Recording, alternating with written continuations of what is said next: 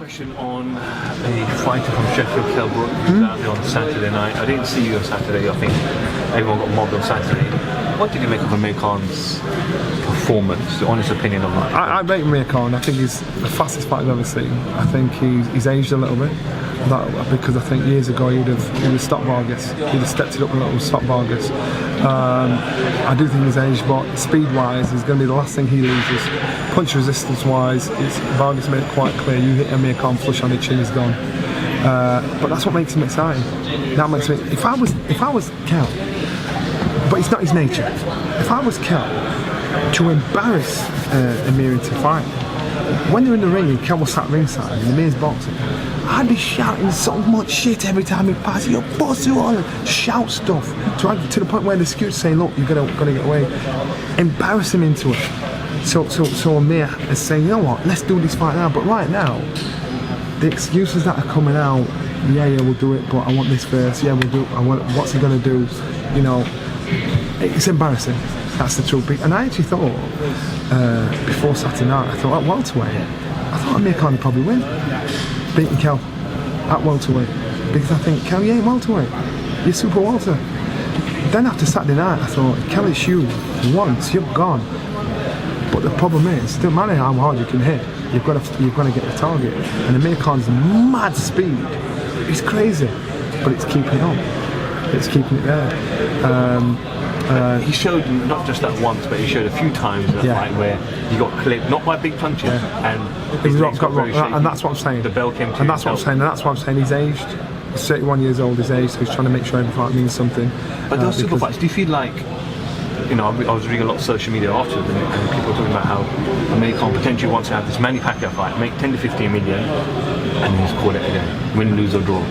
But does Amir Khan have it's still in him to face the top boys of the welterweight? I think Amir Khan is the top five. Is in the top five of the welterweights. I think he is. I don't think he'll rule the division. I think his best top five. Yeah. So Porter, Spence, Thurman, Crawford, Danny Garcia. Okay, top six. I'd put him up there with the top boys. But what I'm saying is, and I think his easiest chance, his only chance to become world champion, is fighting Manny Pacquiao. He won't win any of the rest of them. It won't happen. Does he beat Pacquiao? I think he beats Pacquiao. Really? Yeah, I do. I think he's busy enough. He's got the speed enough to beat Pacquiao. He knows Pacquiao from the wildcard days. He knows how to deal with it. I think he beats Pacquiao. He doesn't beat any of the others. What I'm saying is, I'm not saying he can't become world champion because that's his avenue, Manny Pacquiao. I'm saying he can't be king of the division because there's many world champions that are out there that know they're not the best in the world. And beating Manny Pacquiao won't prove he's the best in the world. It'll prove I managed to get myself a title again. Because there's other fighters out there that'll bust your ass, and that again is the issue. But as a fighter, when you have that domestic rival, isn't there an urge inside you as a fighter to say, I want to prove that I'm the king of Yorkshire, and that's what it's kind of. I'm a fan of Amir, and people don't get it. They say you're always giving him shit. I'm not giving him shit. I'm giving his excuses shit. I'm thinking, Amir, you're better than that, man. Don't say this shit. Because obviously Kell came out and said, I'll fight at 147. Now I spoke to Greg Marriott, who does his diet, who is Kell's dietitianist and nutritionist, and he goes, the reason why Kell can't make welterweight is because the weight he comes into camp and into gym, because he blows up. Yeah, blows up mad. But since his last fight, he's stayed in the gym, stayed healthy. And he's talking about very good. I've seen Kell in the gym when he's about 12 stone. And the guy's a beast. And I said, you know what, you right at Super Walter, you'd be mad. You'd kill yourself to get that to weight. So when so the first time when he lost his title, it was the first time I saw him physically bullied at welterweight, and I thought, you're no longer welterweight. I've been surprised you can be able to all this time. Now again, I'm not. It sounds like I am. I kind of am giving Amir shit. I'm giving his excuses shit because Amir's a good fighter. Amir has done everything that most British fighters haven't done. He's boxed all over the world. He's beat the best. He's been up there amongst the best. But when he comes out with those excuses, it's just so bad. It's so embarrassing. I think, no, man, don't say that. But why? You don't want it.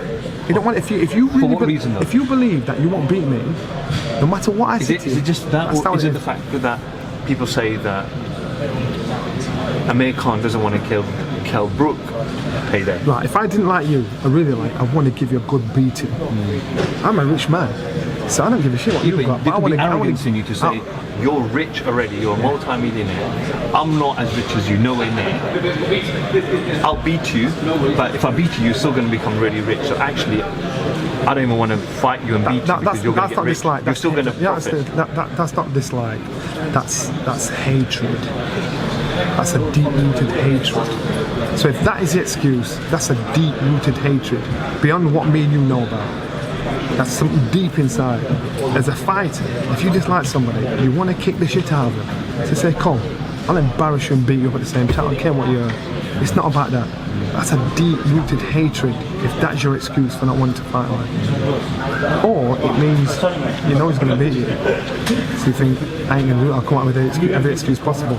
I'm staying well away from you. I remember speaking to Virgil Hunter in Los Angeles, and he was training me at the time. He said, that fight will never. He said, are you mad? You can put him with Brook. They know.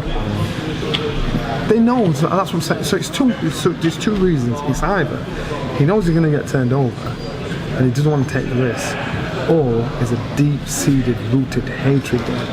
He doesn't want a man to win across. He want to beat him up.